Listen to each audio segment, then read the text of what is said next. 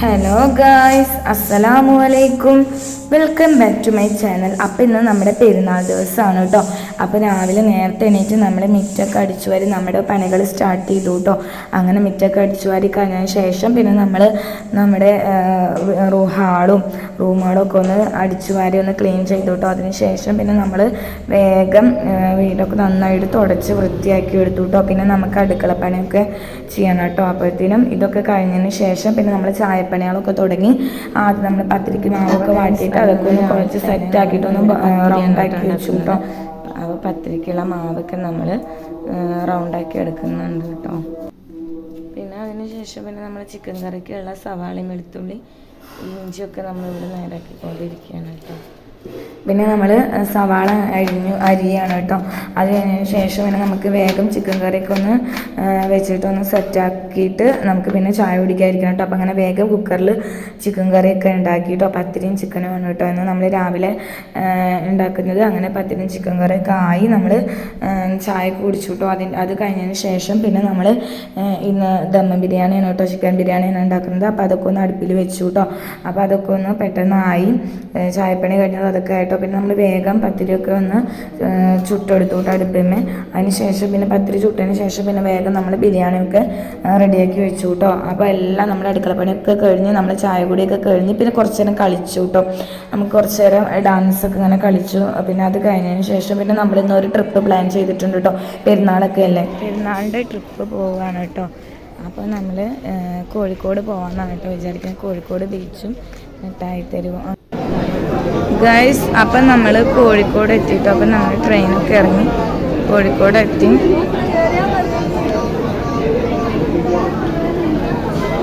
ഇവിടെ നല്ല ക്രൗഡും കാര്യങ്ങളൊക്കെയാണ് കേട്ടോ.